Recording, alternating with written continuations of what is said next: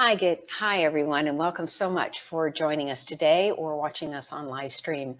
Today, I am just completely honored to have Ayse Birsel with us. I am such a fangirl. She is the designer, and she's a designer. We'll talk more about that, but also the author of a new book, The Long Life You Love. She's co-founder and creative director at Birsel Plus Sec, which is a human-centered design and innovation studio, and a list of other things that are much too long for a 30-minute podcast for me to go into. She has an amazing storied career as an industrial designer and has been honored for her creativity by many organizations, including Fast Company. One of my favorite accolades is that she's been deemed the design evangelista, that moniker given to her by the chief design officer at PepsiCo. So many things to say, but first, let me just say hello and good to see you again, Ayse. Karen, thank you so much for inviting me to your amazing LinkedIn Live on my pub date. It's so good Yes. to see you. Well, yeah, let's start with congratulations. Happy book launch day. Thank you. Thank you. I feel like I just had my, fourth child, two daughters and two books. Oh, yeah. Well, I have to say, your first book, I have so many copies. I've given away so many copies. And in fact, I have two that I pulled off my bookshelf because I always keep one in reserve because I am always sending them out. Just a fabulous book. Thank For you. those that aren't familiar, that's called Design the Life You Love, which was a really wonderful process for thinking about, what we want to be doing with our lives and how. But let's talk about the new book. So, Design the Long Life You Love. So, I've chosen 108 as my projected length of life. I'm happy to go longer, as long as I'm in good health. But it helped me reframe my current position, sort of, because 108 from this vantage point is a lot longer than a shorter number that I might choose. How did you decide to focus on the long life?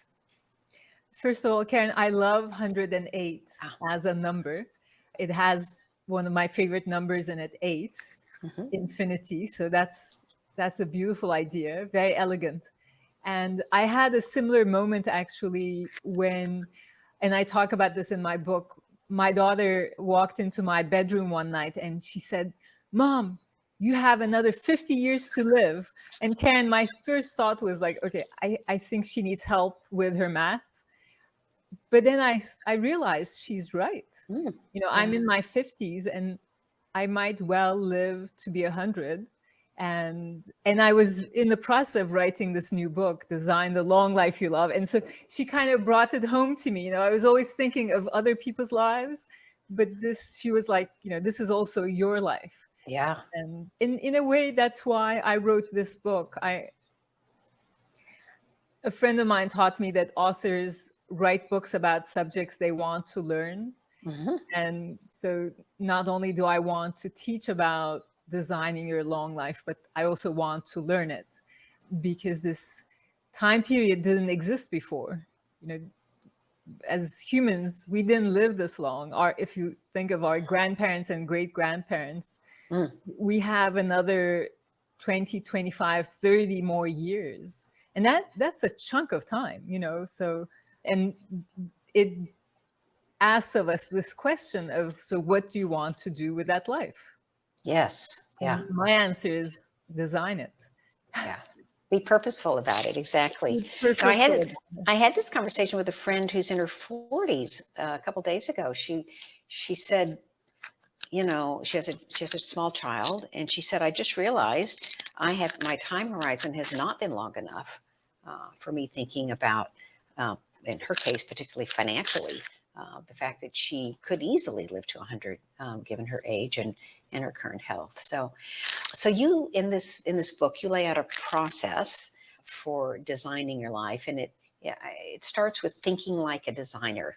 So can you tell us, what does that mean to think like a designer, and how you would use that designing your life? Yes, and that's the connection to my moniker, Design Evangelista, because my not so secret goal is to teach everyone from perhaps 13 to 90 plus how to think like a designer. And the principles of thinking like a designer are simple, but they're transformative. And I would start with optimism. Mhm. Optimism is about really believing that no matter how hard the problem, we can solve it. And you and I were just talking about like your expertise as a designer as well. I mean, designers are problem solvers, and we believe that we need problems to solve, and we can turn those challenges into opportunities, and that gives us that optimism. The second is empathy, and that is to be able to put ourselves in other people's shoes. But I also remind people it's important to have empathy for yourself Yes. and have self-compassion. Then holistic thinking, seeing the big picture, because when you see the big picture, you can connect new dots in new and different ways. So really opening up your viewing angle and drawing inspiration from very different areas. Then collaboration, which is huge. As designers and creative people, we understand the importance of collaboration because we don't know everything and we need others. Like I design products with manufacturers. Without them, I wouldn't be able to manufacture. I wouldn't be able to market. I wouldn't be able to do the kind of research I need to do. It's together that that 1+1 = 3 happens. And then maybe the last bit is asking what if questions. And I would recommend this to everybody who's listening to us when they're faced with challenges, to just think with those words, what if, ...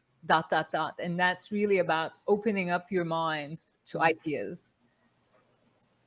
Yeah. So important. I think particularly for me, the perspective, right? The collaboration, no one person, and we'll talk about leadership here in a bit, but it's like the omniscient leader doesn't exist.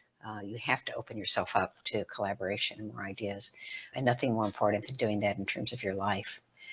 So the subtitle of your book is a step-by-step guide. So it's very practical. And even though I don't have my copy yet, there it is. I have read the galley. So yeah, it's beautiful, and it's full of Ayse's drawings, which are works of art in themselves, as well as all of its practical tips for us. But it's a step-by-step guide to love, purpose, well-being, and friendship. Right? Who doesn't want those 4 things? Love, Yes. purpose, well-being, and friendship. But I thought maybe we could start by talking about purpose, because as you know, my focus is on leadership and leadership strategy, and purpose is such a large part of that. So talk to us about purpose a bit. Karen, I was hoping that you would start with purpose. So I marked up my book and let's see. Yeah. There we go. Beautiful. Purpose writ large. And this is really one of the pillars of our life, a good life, right? The sense of purpose. And the book is really based and founded in research that we've done with people who are 65 and older, and the lessons we've learned from them. And I use those lessons for inspiration to help people take the long view. And the lesson about purpose was the realization that most of our life, we have ready-made purpose. And you can understand this when you think of, like, as children, it's our parents that give us a sense of purpose. Then our school gives us a sense of purpose.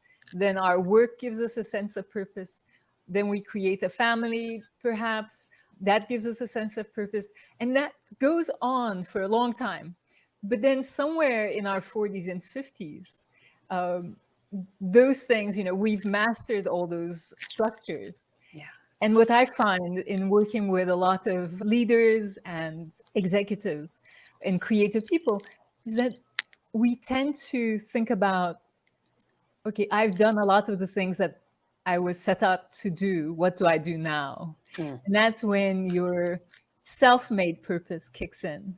And so I have this little chart, and you talked about drawings.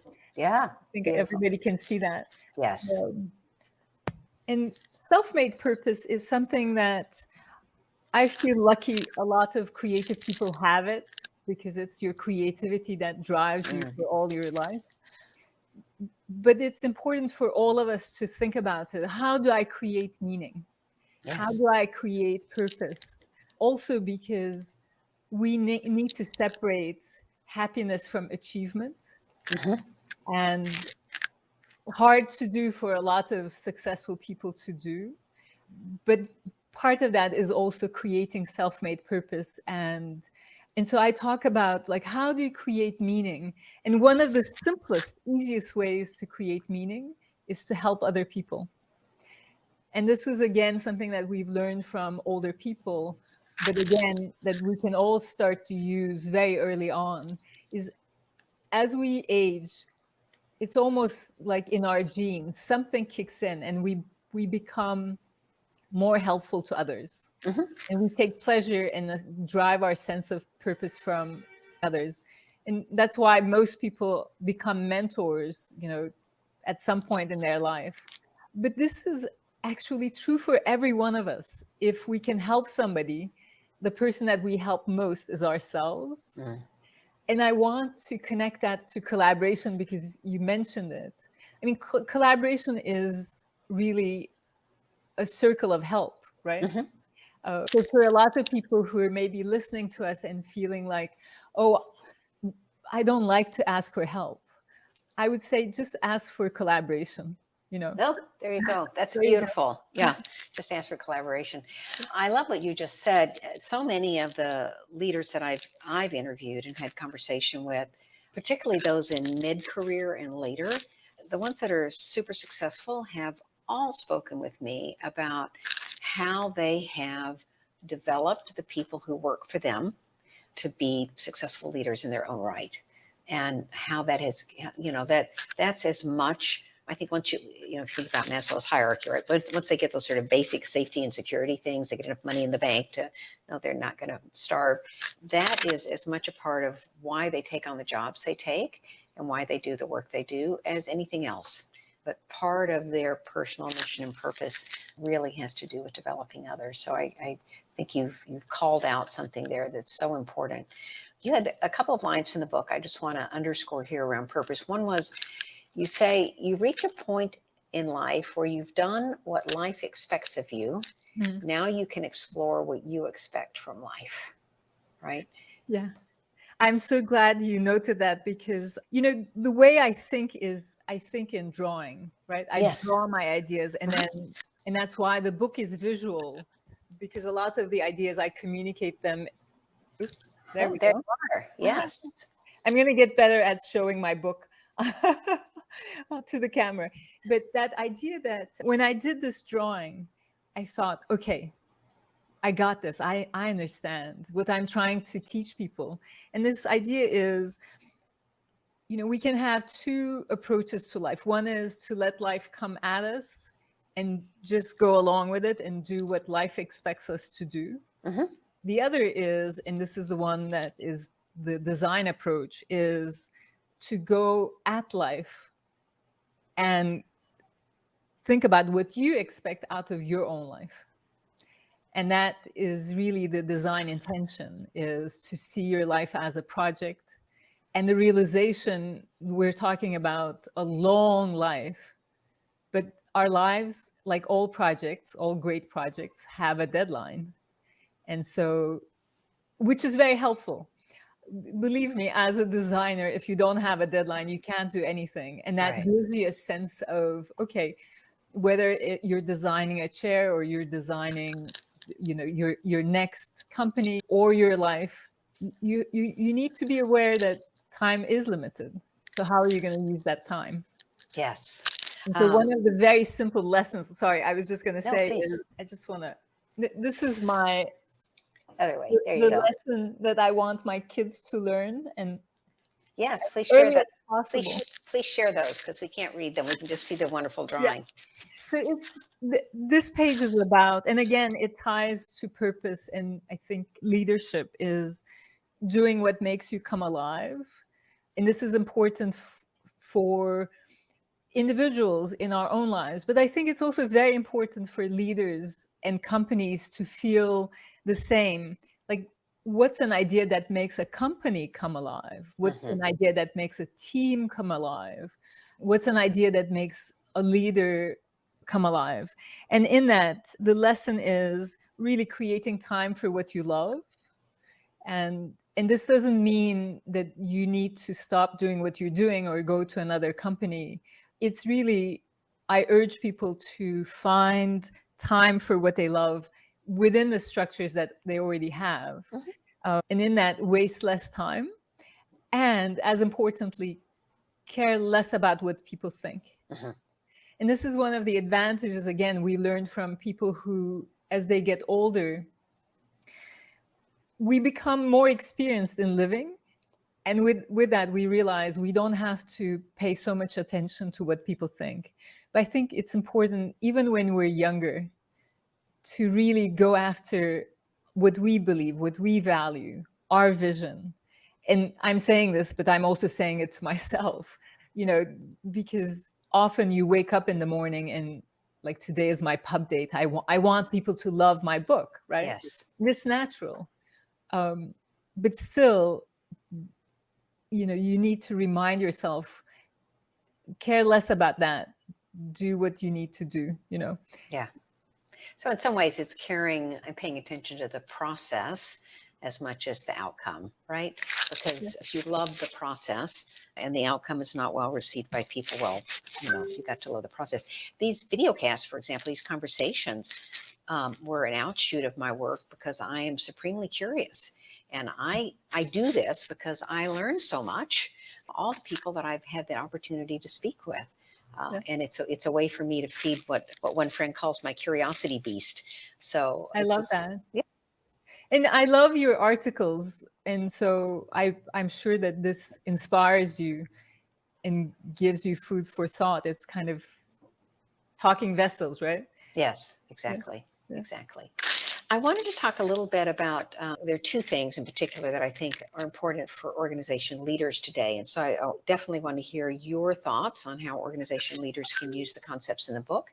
But two areas I'd really like to focus in on in particular are curiosity, as I just mentioned, and dealing with ambiguity, which I think is an essential part of any design project because you don't want to come to closure too quickly, right? You want to stay open to the possibilities long enough to see what comes from that. And that's hard to do in today's environment when we all have so much to do and we get rewarded for sort of marking things off the list and moving on to what's next.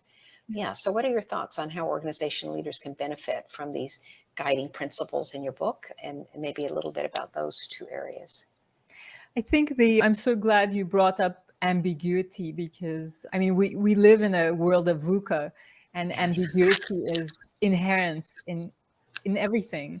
In part of the advantage of thinking like a designer is being more comfortable, leaning into that ambiguity, because we can all start great projects, Mhm. and great projects are ambiguous for the most part until we know what we're doing, right? So um, it's just having that, I guess curiosity connects with that, in the sense that if you're curious about what you're going to learn, then you're more comfortable with ambiguity. And then in the book I talk about, one of the people I interviewed is Michael Bengay Stanier, Mhm. who just wrote a book about how to begin. And he talks about how, very practically, how to make peace with ambiguity. And he says, work in small chunks.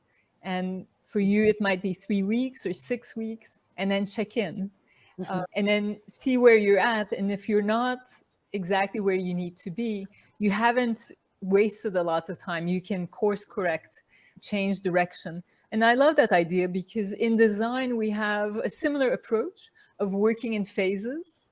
So it's understood that the idea phase is very ambiguous, Mhm. in research as well. You're learning and you're experimenting.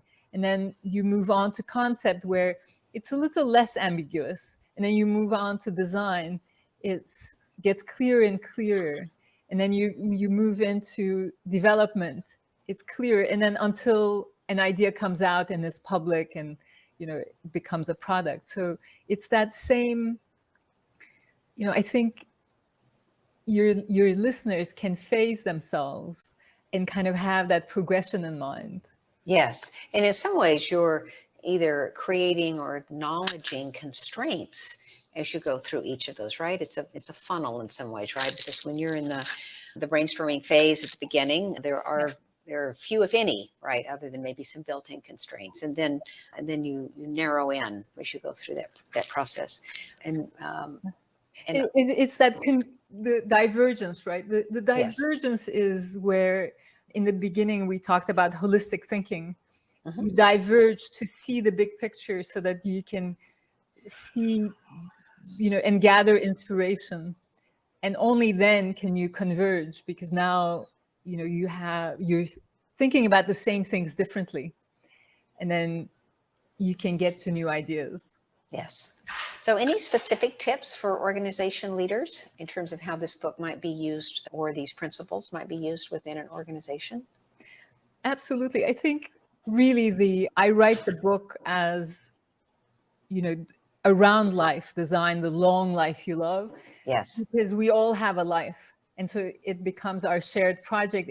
It becomes very easy for me to teach people how to think like a designer Uh-huh. using our life as a case point. But once you learn that, you can apply the same thinking to your projects, your leadership, your creative style. Mm. And that's why Mauro Porcini at PepsiCo called me design evangelist again, because life gives me a door to enter from. But the I think everybody here, as a leader, they understand systems thinking. And so if you Yes. understand one system in the context of life, you can replicate it for your leadership. Really, then in the context of that system, what I'm trying to show here is the longevity of Mm. life, whether it's your life or your company's life or your user's life or society's life. And it ties in with sustainability. So what are the things that you're going to do today? What are your values today that you can practice so that you have a long life, Yes. whether it's as an individual or as a corporation or as a society? Yeah. Agree. And that we have much to learn from each other. And in that being intergenerational, I think, I grew up in Turkey, so a Hmm. culture that reveres its elders. Yes. And in a way, I ran away from that and came to the States because I wanted to be recognized as a young person. And, sure enough, I was offered incredible opportunities just as a young designer. My first project was with Knoll, actually. We were just talking about your Knoll chairs behind you. And Yes. sorry. So I found that in the States, we revere young people. And really, the answer is both. We need both young and older people working together, learning from each other, helping each other. So this, often we talk about being multidisciplinary, but I would like to introduce this idea of being multi-generational Mm. so that we can complement each other. And that also is really what I want this book to be, is a resource for people of every age, Hmm. but also get them to think with empathy about their elders and their younger people. I was going to say, sometimes I have empathy for people who are younger than me. So that's good. One of the most useful parts of this book for me was the well-being chapter, frankly, which I have worked with so many people who are working on what I call work-life integration rather than Yeah. work-life balance, because what is that? But work-life integration. And you talk about moving from phases of sort of having your earlier in your life, perhaps doing body over mind, right? Moving through some phases to use a place where it's really mind over body and sort of leaning into that. So I think that is something that would also be useful for leaders who are really struggling with sort of the pressures of running organizations and trying to make sure that they take care of themselves at the same time. I mean, that was one of the, I guess, silver linings of COVID and sheltering in place was for us individually, but also corporations. We work with many corporations on well-being and helping leaders and their teams think about, deconstruct and reconstruct problems that they're dealing with. Yes. And there's a definite shift from between pre-COVID to post-COVID of corporations seeing people more holistically, that accepting that we all have a life. Most of us are caregivers, whether it's towards our children or our parents. Well-being is a big part of it, so caregiving to ourselves. Yes. And how do we do that? And to your point, there is especially for leaders in midlife, there's an intellectual growth spurt Mhm. that's very beautiful. Yes. But what's even more beautiful, perhaps, is this transformation of that into soul growth spurt. Mhm. And with that, how important it becomes for us to feed our souls. So purpose is a big part of that. But another part of that is the social fabric of our lives. And so that kind of links directly into friendships Yes. and the importance of friendships, not only in our personal life, but also at work. Yes. And yeah, Yes, and that's one of the things I think that we found most difficult through the pandemic, or at least the previous parts of the pandemic, is not being able to connect with our friends at work. And I love that we've evolved a way to do that, i.e., what we're doing right now, yeah, which is a slim replacement for what we could otherwise do. So, Ayse, we just have a few minutes left, although I have 1,000 other questions for you.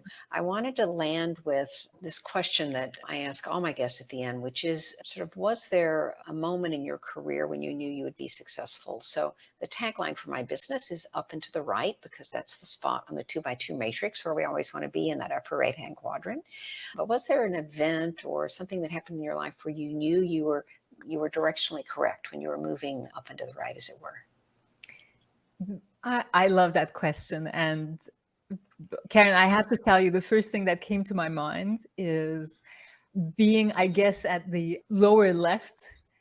Is that where failure goes? It, and how that got me to my upper right.